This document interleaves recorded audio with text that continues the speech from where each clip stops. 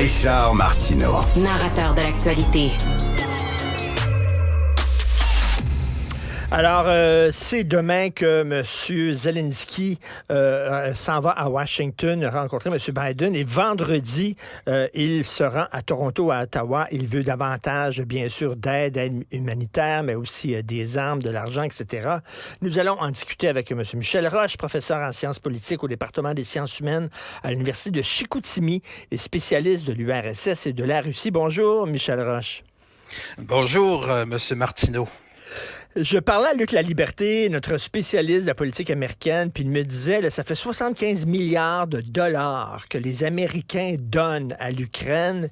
Et là, Joe Sixpack, monsieur le contribuable, commence à se demander, on comprend le principe, là, défendre la démocratie, tout ça, un pays qui est attaqué, mais est-ce que le jeu en vaut la chandelle? Et est-ce qu'on ne s'achemine pas vers un clash des titans, là, c'est-à-dire une guerre entre empire russe et empire américain par petits pays interposés? Vous en pensez quoi? Ça, d'abord, pour répondre à la dernière partie de votre question, c'est déjà une guerre par puissance interposée. C'est-à-dire que l'Ukraine, elle est instrumentalisée, bien sûr, par la Russie pour des raisons, les raisons évoquées, c'est entre autres la sécurité du point de vue militaire, mais on pourrait ajouter aussi la sécurité sociétale, c'est-à-dire que le régime russe, disons, n'est pas particulièrement démocratique et les révolutions de couleur, évidemment, ça c'est toujours perçu comme une menace, mais instrumentalisé aussi par les États-Unis. Encore avant-hier, je suis tombé sur une citation de Mitt Romney dans laquelle Mitt Romney faisait partie du comité sénatorial des affaires étrangères et il disait carrément ceci: nous, la principale menace, c'est la Chine. Or, si nous voulons réduire cette menace-là, il faut que nous affaiblissions son principal potentiel allié, c'est-à-dire la Russie.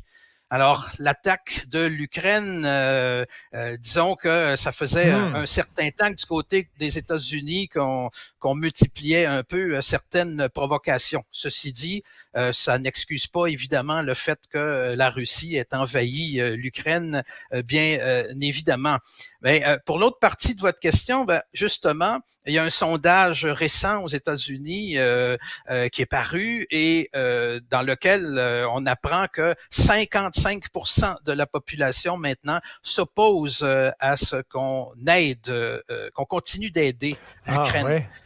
Alors, moi, je situe le voyage de Zelensky dans justement cette perspective-là, c'est-à-dire que il a besoin de reconstituer son armée. Je donnerai peut-être quelques détails à ce sujet tantôt, mais il reste que ce que l'on craint, c'est que l'unanimité commence à se fissurer au sein des membres de l'OTAN. Et plus grave encore, c'est l'échec, il faut bien le dire, l'échec de l'offensive qui a été lancée au début de l'été. Et là, je ne parle pas de sources russes, je parle de sources aux États-Unis et en Europe. Évidemment, si on écoute seulement les chefs d'État, bon, quelqu'un comme Biden n'a pas intérêt à évoquer cet échec-là, mais dans les états-majors et dans les instituts spécialisés, un peu partout, dans les couloirs, on parle de l'échec parce que, dans le fond, ils ont grignoté quelques kilomètres carrés seulement. Les Russes tiennent le coup, même si la première ligne de défense a été percée à un endroit dans le sud. Il y a encore d'autres lignes de défense derrière, si bien que le général Mark Milley, par exemple, qui était à la tête de l'état-major des armées, a dit qu'il reste peut-être 30 à 45 jours à l'armée ukrainienne pour percer le front. S'il n'y arrive pas, on va pouvoir vraiment parler là d'un échec. Alors, ce que craint dans Monsieur le fond... Roche, Monsieur oui. Roche, je regardais là, à 60 Minutes, je sais pas si c'est une entrevue récente, mais en tout cas, Zelensky était là et le journaliste lui demande, est-ce que vous seriez prêt à sacrifier certaines parties de votre territoire pour acheter la paix, comme porte de sortie? Et Zelensky dit absolument pas, jamais. Nous avons été attaqués et jamais je vais céder un pouce de terrain de notre territoire en Ukraine. Et là, on se dit, bon, on s'en va où, là?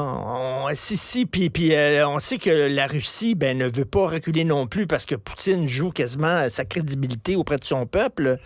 On s'en va où avec cette guerre-là?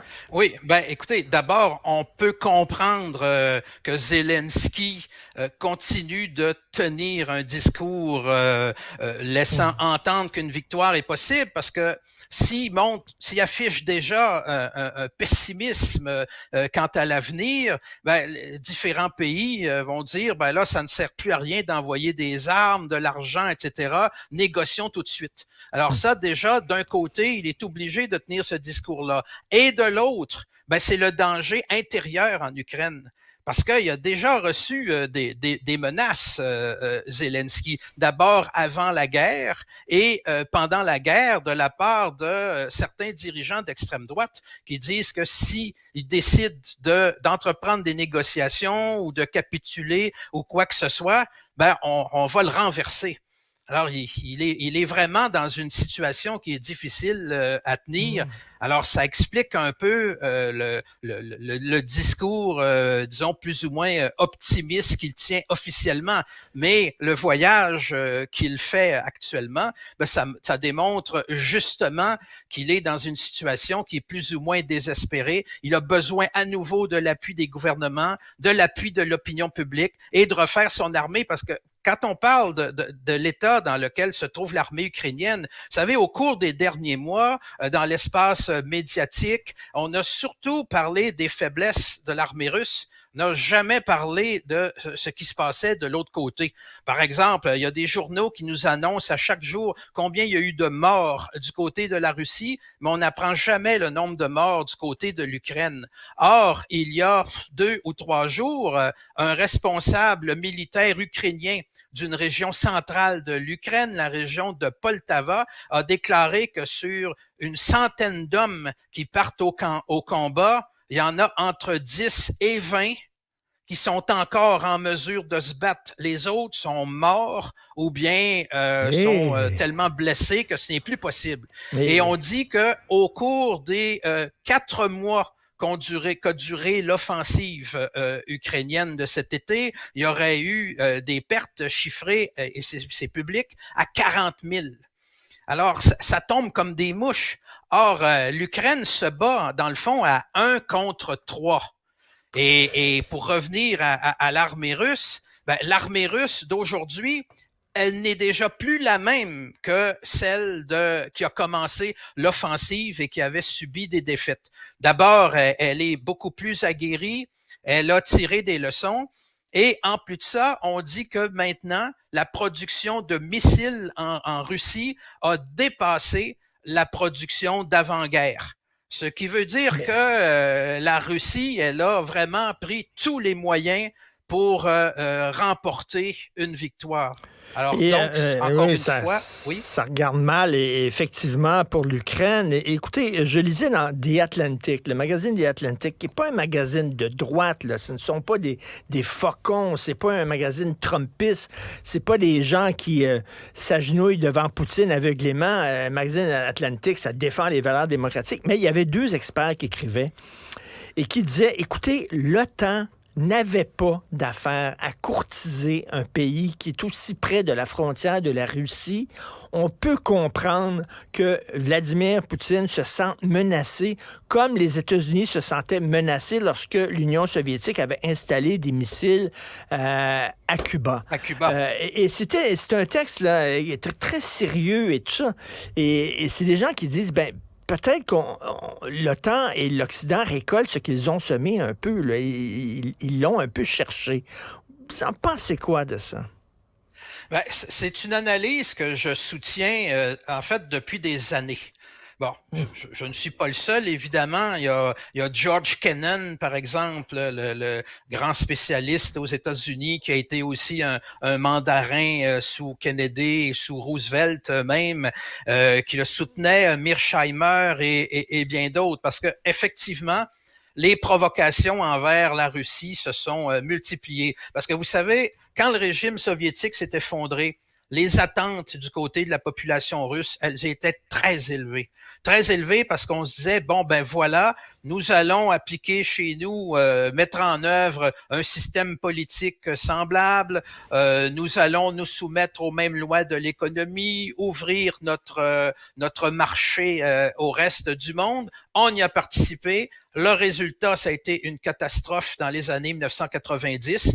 Alors, une Russie qui s'est retrouvée affaiblie, a commencé évidemment à cultiver une certaine nostalgie finalement pour une période qui avait été considérée autrefois comme celle d'une dictature, celle de la stagnation économique et tout ce qu'on voudra.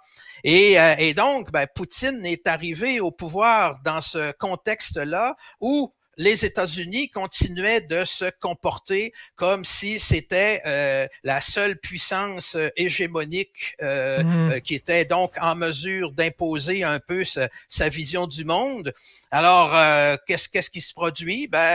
On décide d'élargir l'OTAN en se disant que la Russie, de toute façon, elle est affaiblie, elle ne pourra pas répliquer. Il y a eu le bombardement de Belgrade, il y a eu aussi ce qui s'est passé en Libye, en Syrie et tout le reste. Alors, évidemment, tout ça a cultivé un certain nationalisme russe. C'est pas pour rien d'ailleurs qu'on multiplie maintenant les références au passé. Même une statue de Dzerzhinsky a été mise en place. Dzerzhinsky qui était, le fondateur de la Tchéka au début du régime soviétique, donc la police politique. Alors, donc, c'est dans ce contexte-là qu'il faut comprendre que, à quelque part, notre camp, appelons-le comme ça, il a contribué à nourrir la bête. Ça, c'est une réalité. Et fort probablement que les États-Unis ont réagi, comme vous le dites, de façon tout aussi violente si la chose s'était passée en Amérique du Nord. Ben, tout à fait. Ça, c'est bien vrai. Mais ça, c'est je pas dis être cela pro-Poutine, sans excuser le régime. Exactement. C'est pas excuser le régime, mais c'est seulement d'avoir un regard objectif sur la situation. Bref, on n'est pas sorti du bois, comme on dit. Merci beaucoup. On va avoir l'occasion, heureusement, malheureusement, de se reparler, M. Michel Laroche. Merci, professeur. Michel Roche. Michel Roche, oui, pardon. Merci, professeur à l'Université de Chicoutimi. Merci beaucoup. Au revoir. Je vous en prie, au revoir. Vous